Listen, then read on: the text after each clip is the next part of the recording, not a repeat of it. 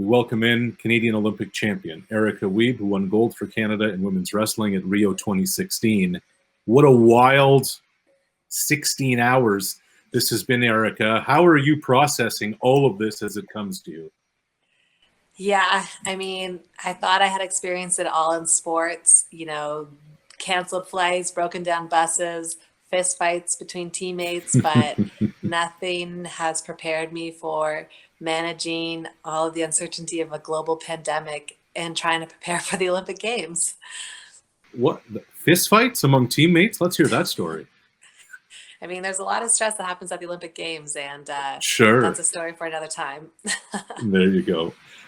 Erica, look, obviously you're disappointed. You passed that along on social media, but there's an understanding to this. How do you process the the mature part of you, the educated part of you that realizes this is a global pandemic and it's something really important, and the athlete in you who has been working 4 years to compete at this level again? Yeah, I mean, we all watch the news, and I officially punched my ticket to Tokyo last weekend on Saturday, in an arena that was empty because of the fans were not allowed to watch. And it was a miracle that the event was able to go forward. But, I really spent the last 8 days preparing to compete on August 2nd at the Olympic Games, potentially with having not be able to train and, not being able to wrestle. And I was like, no matter what happens, I'm going to be ready. Um, and, that's kind of the mindset I think that athletes have. We manage challenges and we manage adversity, and, you have to find a way to win. And so I think that now, with Team Canada making that announcement yesterday, in the moment, it was heartbreaking, but the rational side of me was like, the world will understand and the world will follow suit. And it made me so proud to be a Canadian athlete in that moment. Last weekend, wrestling the Olympic trials in Ottawa, one of the few live sporting events happening in the world. In the aftermath of it, were you worried or concerned at all? I was watching you guys compete over there, Erica, and I'm like, man, they're touching one another. They're sweating all over one another. They're breathing all over one another. I think wrestling is the polar opposite of social distancing. Did you have any concerns leaving home?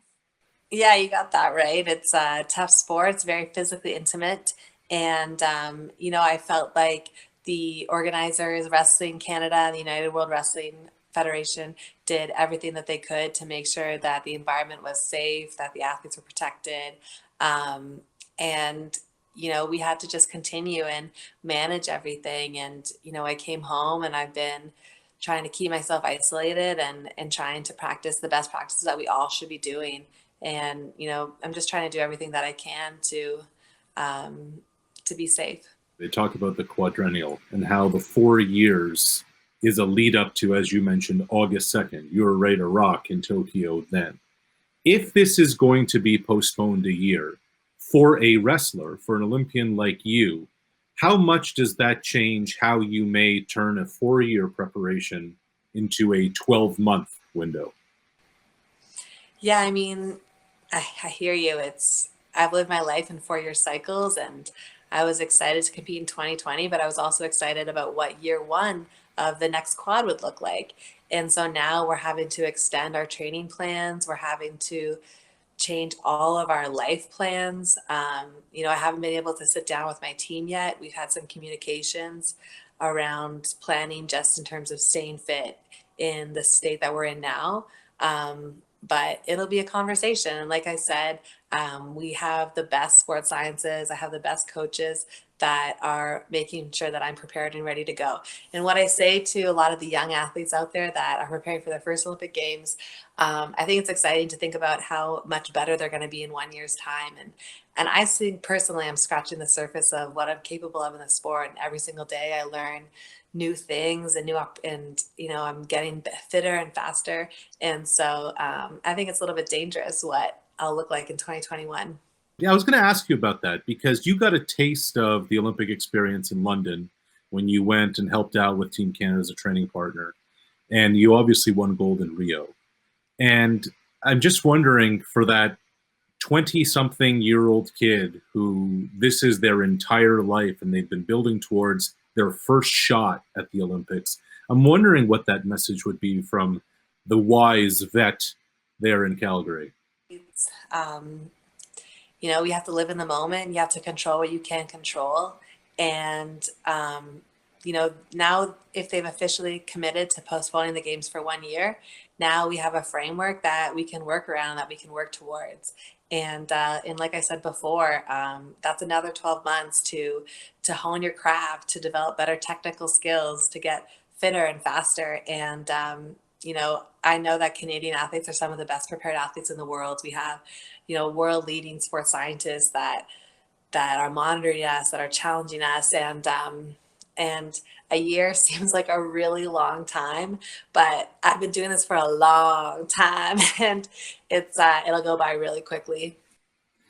Erica, when you hear that the games are likely to be postponed and probably to 2021, how much of a relief is it knowing that you're not going to miss Tokyo this summer? Yeah, I mean, I almost think back to when wrestling was removed from the Olympic Games in 2014. Yeah. If you remember, the IOC had removed wrestling as an Olympic sport, and it was weird because in that moment I wasn't upset at all. I was like, no, we're going to fight this and we're going to get back in.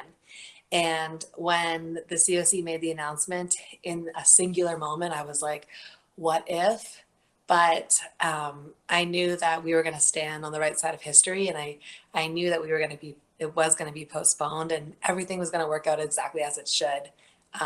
So I guess maybe I'm just an eternal optimist, but it's a great feeling today to know that they made the right decision. So what are you going to do with yourself for the next little while? Try to stay fit, I guess, try to stay healthy, try to stay away from other people. I'm pretty much going to do what everybody else is doing, crush some Netflix and try to stay off my phone, which is impossible. I wanted to ask you about yesterday when the IOC said, okay, check back with us in 4 weeks. Were you hoping for more from them? Were you hoping that as leaders, they were going to have a better or a different message for athletes around the world? Yeah, I mean, we're at a moment in time, and you see how different people in different countries are stepping up and showcasing leadership. And I understand, nobody wants to make that decision, but in these tough times, like that's when we need people to stand up and be brave and have courage to speak truth. And to say that they were going to wait 4 weeks, I get it. It's changing every 4 minutes, and they wanted to buy themselves time. But for the athletes that are trying to qualify for the games right now, like the Canadian track and field athletes, the Canadian swimmers, they're in the midst of a major loading phase to try and prepare for their qualification events where they have to swim standards and run standards. And it's not fair for those athletes to put themselves and their communities at risk to try and do that. And so by postponing for 4 weeks to make a decision, that's another 4 weeks that athletes are having to reconcile, pursuing their dreams, pursuing what they've been working for their entire lives with the potential safety of themselves and the people that are closest to them. And I really don't think that athletes should be the ones that are being put in that position. And that's why it just makes me so proud to be a Canadian athlete today, because the COC, took that hard decision, and, we're leaders in that situation. The reigning Olympic champion, she began wrestling at Sacred Heart High School in Stittsville, Ontario. I remember asking you in Rio, how have you evolved as a wrestler, Erica? And your answer was, well, I was a level 2 ninja, and now I'm a level 3 ninja. So I dare ask, how different may you be in 2021? Oh, man, you guys are just going to have to stay tuned and find out. I appreciate the cliffhanger. Erica, thanks for making time. Always good to see you. Yeah. Thanks, guys.